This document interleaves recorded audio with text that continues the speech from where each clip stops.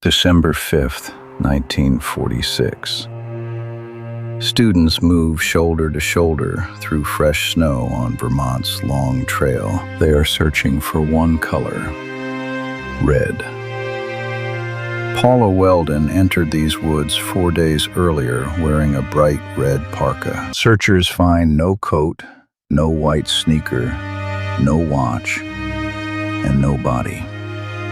Snow covered the trail after she vanished, yet it preserved no path investigators could prove was hers. But to understand what happened on Vermont's long trail, we have to go back to December 1st, 1946. This is the third file in the archive. The first where the missing person changes the law without ever coming home. Paula Jean Welden is 18 years old, from Stamford, Connecticut. She is the oldest of 4 daughters. At Bennington College, she studies art and lives in Dewey House. She paints, sketches, plays guitar, and spends time outdoors. Friends describe a young woman reconsidering her direction. Art interests her less than before. Music and botany are beginning to pull harder. Paula is not a stranger to the outdoors. She has hiked and camped before, but she has never walked this stretch. The long trail crosses Route 9 and runs into increasingly isolated country. In December, an afternoon walk can become a night emergency quickly. Nothing in the file shows a plan to disappear. Sunday, December 1st, 1946. Paula works breakfast and lunch in the college dining hall. Afterward, she returns to her room and speaks with her roommate. She says she needs a break from studying and wants a walk. She changes into blue jeans, white topsider sneakers, and a red parka with a fur-trimmed hood. She takes no overnight bag, no extra clothes, little or no money. On her desk, she leaves an uncashed check from her parents. That detail matters. Whatever Paula expected from the afternoon, she expected to return. Around 2:30, she leaves campus alone. She has asked others to visit the long trail with her before. That Sunday, no one is free. So Paula walks toward the road and raises her hand for a ride. The first hours of this case can still be reconstructed.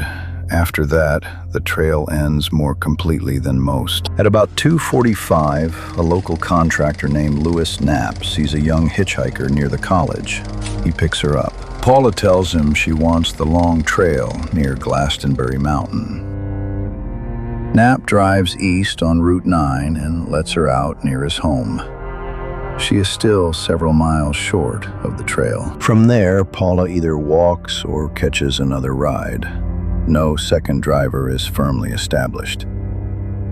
Yet witnesses begin placing the red parka closer to Woodford Hollow. Near 4 o'clock, a man encounters Paula on the trail and answers her questions about its length. The long trail, he tells her, runs north through Vermont toward Canada. That becomes the last widely accepted sighting. Paula continues toward Harbor Road as daylight weakens. The road narrows, the houses thin out, and the forest closes around it. Imagine the choice in front of her. Turn back toward Route 9 or continue into woods she has never walked before. No confirmed witness sees which choice she makes. Sunset comes near 5. Snow begins later that evening and leaves roughly 3 inches. By then, Paula's red coat should be visible against almost everything around her. Instead, the mountain keeps every object connected to her. No parka, no sneakers, no gold Elgin watch, no papers. No remains. Back at Dewey House, her roommate assumes Paula is studying at the library. The college requires students staying out late to sign out and report when they return. Paula does neither. Monday morning, her bed has not been slept in. She misses class. Only then does the ordinary explanation collapse. The college searches its buildings and grounds. Paula's family is contacted in Connecticut. Her father, William Welden, comes to Bennington. Students and faculty leave classrooms for the mountain. Firefighters, National Guard troops, and local officers join them. Ground teams follow the long trail toward Glastonbury Mountain. Aircraft search above. Roads, cabins, streams, and abandoned structures are checked. But the operation has a weakness that becomes impossible to ignore. Vermont has no state police force. The county sheriff is elected, local resources are limited, and no single professional agency controls the case. Searchers work hard. The system around them does not work cleanly. In a disappearance, confusion does not merely waste time. It creates new mysteries faster than investigators can close old ones. Possible sightings arrive from across New England. None survives verification. Reports conflict over routes and faces. Tracks in snow raise hope, then lead nowhere. A reward grows as the family asks for information. Newspapers print Paula's photograph and describe the red parka. One man who had seen her near the trail recognizes her picture in the Bennington banner. That identification helps fix her route. It also reveals how late the search learned where she had actually gone. By then, weather and foot traffic have altered the ground. The search does not remain on the mountain. After a lead points toward an abandoned gravel pit, workers move approximately 500 tons of material. Nothing belonging to Paula is found. Investigators check hospitals, stations, hotels, farms, and roads. They examine whether she left voluntarily. The evidence resists that theory. She left her belongings. She carried little money. She did not cash the check waiting in her room. There is no confirmed secret destination and no verified companion. Her family rejects the idea that she simply abandoned them. William Welden pushes Vermont officials to request experienced help from outside the state. Connecticut sends Detective Robert Rundle and policewoman Dorothy Scoville. Other neighboring authorities assist. They re-interview people along Paula's route. One name becomes difficult to remove from the file. Fred Gaudette, a lumberman living near Harbor Road. Gaudette reportedly saw Paula pass while he was arguing with a woman. What he did afterward changes across his statements. In one account, he returns to his shack. In another, he drives farther along the road Paula was following. According to later newspaper reports, he also claimed he knew roughly where Paula was buried. He later dismissed the remark as talk. In 1952, authorities revisit the case and question the old inconsistencies again. But suspicion is not evidence. No witness places Gaudette with Paula. No physical trace connects him to her disappearance. No body is found near his property or anywhere else investigators search.